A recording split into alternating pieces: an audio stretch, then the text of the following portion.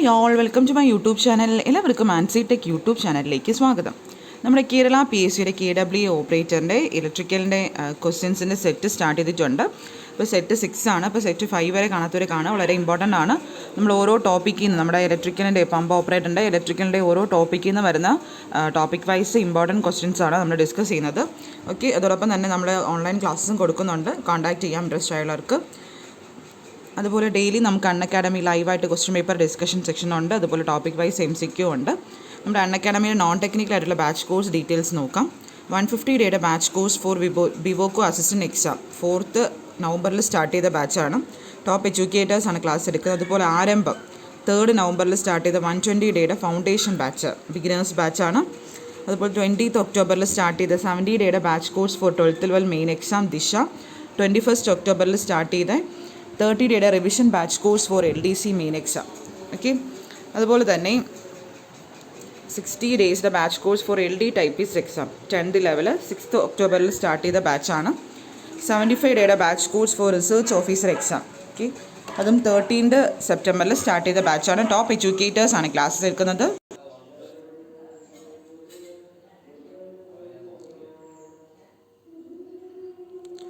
$90 ഡേയുടെ batch course four high court assistant paper 1 ലക്ഷ്യം 27th ഒക്ടോബറിൽ സ്റ്റാർട്ട് ചെയ്ത ബാച്ചാണ്. അങ്ങനെ ഡിഫറെൻറ്റ് ബാച്ചസ് റണ്ണിങ് ആണ്.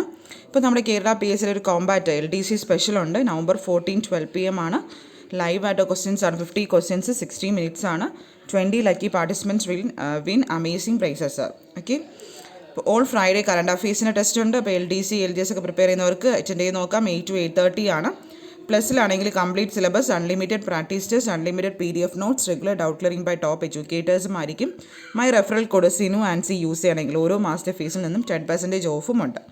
ഓക്കെ, അപ്പോൾ ഇതാണ് നമ്മുടെ അൺഅക്കാഡമിയിലെ നോൺ ടെക്നിക്കൽ ആയിട്ടുള്ള ബാച്ച് കോഴ്സ് ഡീറ്റെയിൽസ്. അപ്പോൾ നമുക്ക് നമ്മുടെ AC ഫണ്ടമെൻറ്റൽസും അതുപോലെ തന്നെ 3-phase സർക്യൂട്ട്സിനെ കുറച്ച് ക്വസ്റ്റ്യൻസ് കൂടെ നോക്കാനുണ്ട്. ഫസ്റ്റ് ക്വസ്റ്റ്യൻ നോക്കാം.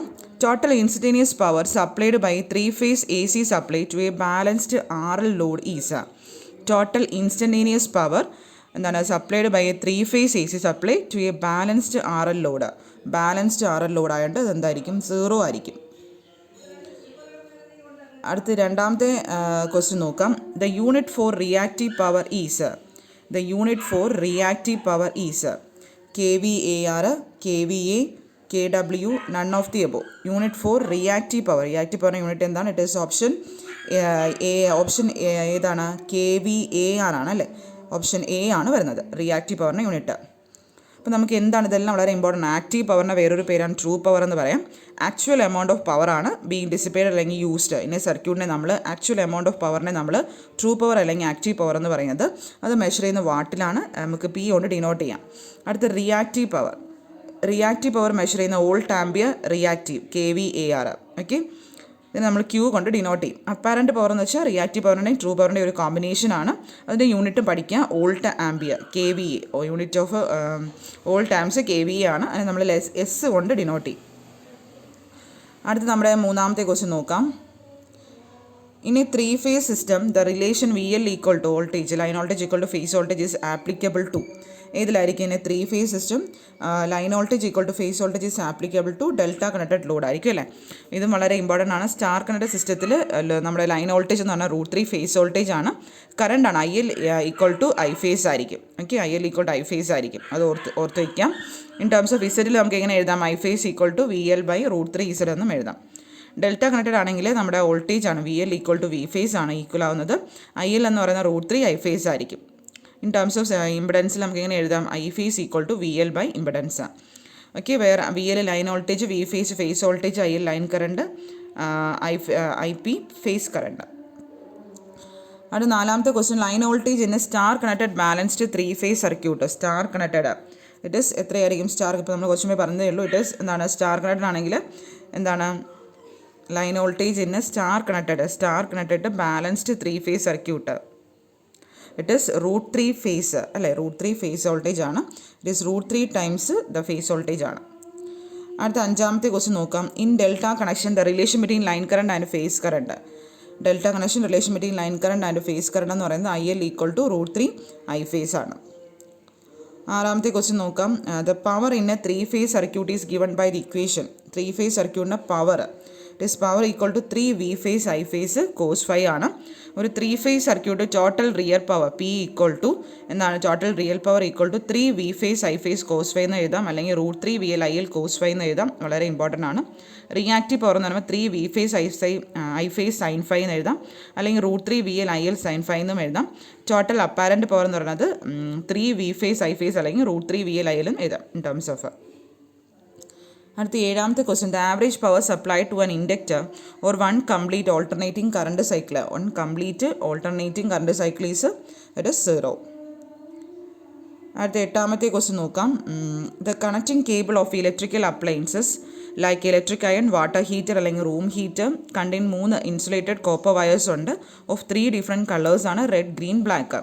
ഇതിൽ ഏതൊക്കെയാണ് കറക്റ്റായിട്ട് ഒന്ന് നമ്മുടെ കറക്റ്റ് കളർ കോഡ് എന്ന് പറഞ്ഞ് ഏതായിരിക്കും കറക്റ്റ് കളർ കോഡ്? ഇട്ട് റെഡ് എന്ന് പറയുമ്പോൾ live wire, green ground wire, black neutral വയറും ആയിരിക്കും അല്ലേ, അങ്ങനെയല്ലേ വരുന്നത്. ഓക്കെ, നമുക്ക് നോക്കാം. The device which uses electricity to do function. ഒരു ഫംഗ്ഷൻ ഇലക്ട്രിസിറ്റി ഉപയോഗിച്ച് ഫംഗ്ഷൻ ചെയ്യുന്ന ഡിവൈസ് നമ്മൾ ഇലക്ട്രിക്കൽ അപ്ലയൻസ് എന്ന് പറയുന്നത് electric and water heater, room heater ഒക്കെയാണ് എക്സാമ്പിൾ വരുന്നത്. കളർ കോഡിങ് നോക്കൂ. അതിൻ്റെ റെസിസ്റ്റൻസ് കളർ കോഡിങ് ഒന്നുകൊണ്ട് നമുക്ക് എന്ത് ചെയ്യാൻ പറ്റും, റെസിസ്റ്റൻസിൻ്റെ വാല്യൂ നമുക്ക് ഐഡൻറ്റിഫൈ ചെയ്യാൻ വേണ്ടി അതിൻ്റെ പോലെ അതിൻ്റെ പെർസെൻറ്റേജ് ടോളറൻസ് ഐഡൻറ്റിഫൈ ചെയ്യാൻ വേണ്ടി നമ്മൾ കളർ കോഡിങ് യൂസ് ചെയ്യാറുണ്ട്. Mainly 3 types of wires use ചെയ്യുന്നുണ്ട് for connecting cables. Live wire എന്ന് പറയുമ്പോൾ the wire which carries electric current to the അപ്ലയൻസിലോട്ട് ക്യാരി ചെയ്യുന്ന ഇലക്ട്രിക് കറണ്ട് നമ്മൾ ലൈവ് വയർ എന്ന് പറയുന്നത്. ന്യൂട്രൽ കയർ എന്ന് പറയുമ്പം the wire which completes circuit by forming a way to current back to the main is called neutral വയറാണ്. ഇപ്പോൾ 0 വോൾട്ടാണ് ന്യൂട്രലിന്. എർത്ത് വയർ എന്ന് പറയുമ്പോൾ വെരി ലോ റെസിസ്റ്റൻസ് ആയിരിക്കും, മെയിൻലി എർത്തിലോട്ട് കണക്ട് ചെയ്തിട്ടുണ്ട്. ലൈവ് വയറിൻ്റെ കളർ നമ്മൾ റെഡ് ആണ്, in which current flows to the appliance. Neutral വയറിൻ്റെ ആണെങ്കിൽ ബ്ലാക്ക് ആണ്, വിച്ച് കംപ്ലീറ്റ്സ് സർക്യൂട്ട്. എർത്ത് വയറിൻ്റെ ആണെങ്കിൽ ഗ്രീൻ ആണ് വരുന്നത്.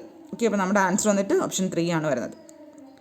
അടുത്ത 9ാമത്തെ ക്വസ്റ്റ്യൻ നോക്കാം. The power in a 3 phase circuit is given by the equation. 3 phase സർക്യൂട്ടിൻ്റെ പവർ കാണാൻ ഇക്വേഷൻ എന്താണ്? Power equal to 3 V phase I phase cos phi.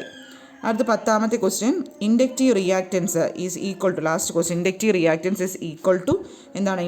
1/ω L ആണോ, ω/L ആണോ, L/ω ആണോ, ω/L ആണോ? Inductive reactance is equal to omega, ഏതാണ് വരുന്നത്? ω/L ആണ് വരുന്നത്. Inductive reactance is equal to ω/L ആണ്. ഓക്കെ, അപ്പോൾ ഇത്രയാണ് നമ്മുടെ 10 ക്വസ്റ്റ്യൻസ്. ഇത് വളരെ ഇമ്പോർട്ടൻ്റ് ആണ്. ഇതും ക്വസ്റ്റ്യൻസ് ഒക്കെ ചോദിക്കാറുണ്ട്. അപ്പോൾ കറക്റ്റ് പഠിക്കുക, തിയറിയെല്ലാം നല്ലപോലെ പഠിക്കുക. ഓക്കെ, മാക്സിമം നിങ്ങളുടെ ഫ്രണ്ട്സിനോടൊക്കെ അത് ഷെയർ ചെയ്യുക. നമ്മുടെ ഈ ഇലക്ട്രിക്കൽ സെറ്റ്സ് ഷെയർ ചെയ്യുക. വളരെ ഇമ്പോർട്ടൻറ്റ് ക്വസ്റ്റ്യൻസ് ആണ്. എസ്പെഷ്യലി നമ്മുടെ മെക്കാനിക്കൽ സ്റ്റുഡൻസിന് വളരെ യൂസ്ഫുൾ സെക്ഷൻ ആയിരിക്കും. ഈ തരുന്ന ക്വസ്റ്റ്യൻസ് എങ്കിലും എല്ലാം പഠിച്ച് പോവുക. Okay, thank you.